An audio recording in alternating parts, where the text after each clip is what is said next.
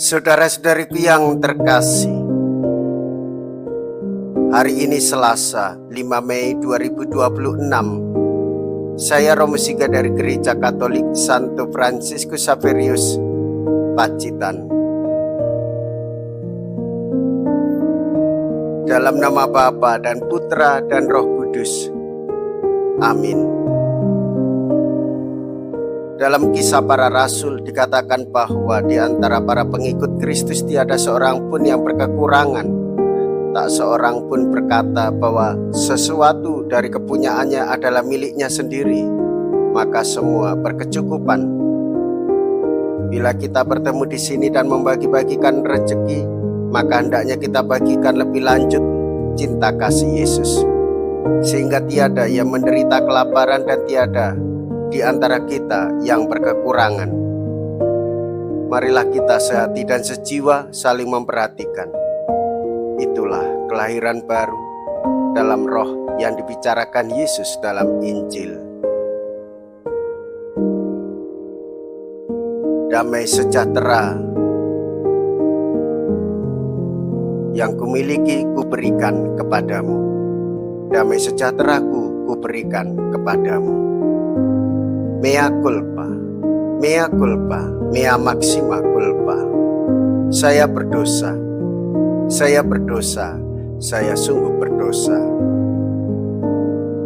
Semoga Allah yang Maha Kuasa mengasihani kita, mengampuni dosa kita dan menghantar kita ke hidup yang kekal. Amin. Marilah kita berdoa. Allah Bapa Maha Penyayang, utuslah Roh Kudus dan jadikanlah kami manusia baru. Ciptakanlah dunia ini menjadi baru dan perkenankanlah kami sehati sebudi mengakui kemurahan hati-Mu terhadap kami. Dengan pengantaraan Yesus Kristus Putra-Mu Tuhan kami, yang hidup dan berkuasa bersama dengan Dikau dalam persatuan Roh Kudus, Allah sepanjang segala masa. Amin. Tuhan bersamamu dan bersama rohmu. Inilah Injil suci menurut Yohanes. Dimuliakanlah Tuhan.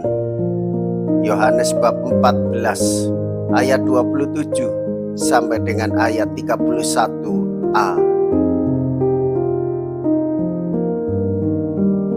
Dalam amanat perpisahannya, Yesus berkata kepada murid-muridnya, "Damai sejahtera kutinggalkan bagimu, damai sejahteraku kuberikan kepadamu. Dan apa yang kuberikan tidak seperti yang diberikan oleh dunia kepadamu. Janganlah gelisah dan gentar hatimu. Kamu telah mendengar bahwa aku telah berkata kepadamu, aku pergi, tetapi aku datang kembali kepadamu. Sekiranya kamu mengasihi aku, kamu tentu akan bersukacita, karena aku pergi kepada Bapa-Ku. Sebab Bapa lebih besar daripada aku. Sekarang juga aku mengatakannya kepadamu sebelum hal itu terjadi, supaya apabila hal itu terjadi kamu percaya.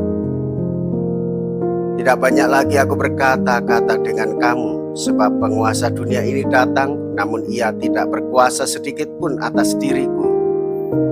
Tetapi dunia harus tahu bahwa aku mengasihi Bapa dan bahwa aku melakukan segala sesuatu seperti yang diperintahkan Bapa kepadaku."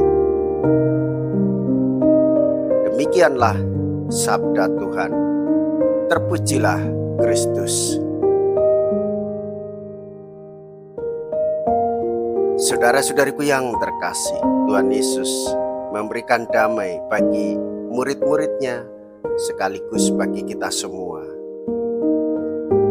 supaya kita hidup di dalam ketenangan, supaya kita hidup mendapatkan kehidupan yang kekal, supaya kita tidak dikuasai oleh damai dunia ini, karena damai dunia ini adalah pengaruh iblis yang menjauhkan kita dengan kasih Allah yang begitu besar kepada kita semua. Maka dengan damai Tuhan kita diarahkan untuk mengasihi Bapa dan sepenuhnya taat kepada kehendak-Nya. Itulah sebabnya saudara-saudariku yang terkasih, karena kasih Tuhan Yesus yang lebih dahulu mengasihi kita, maka kita pun mengasihi Allah dan mengasihi sesama. Melalui damai Tuhan Yesus, kita merasakan bahwa Tuhan Yesus mendamaikan kita dengan Bapanya, mendamaikan kita dengan sesama. Karena hidup damai akan menumbuhkan kasih dan persaudaraan. Karena hidup damai akan membebaskan kita dari kematian kekal. Karena hidup damai akan membuat kita hidup untuk selama-lamanya. Meskipun kita mati, kita akan kembali kepada Allah yang mengasihi kita melalui salib Kristus yang menebus dan menyelamatkan jiwa-jiwa kita semua. Marilah kita berdoa. Allah Bapa sumber hidup sejati, semoga kami selalu bersedia menerima bisikan Roh-Mu, dan semoga telinga kami selalu memperhatikan sabda Putra-Mu yang bagi kami merupakan jaminan hidup abadi, sebab Dialah Tuhan dan pengantara kami. Amin. Tuhan beserta kita, sekarang dan selama-lamanya. Semoga Allah yang Maha Kuasa memberkati saudara sekalian, Bapa dan Putra dan Roh Kudus. Amin.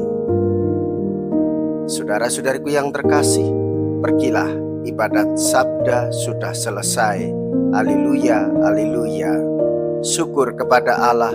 Haleluya, haleluya.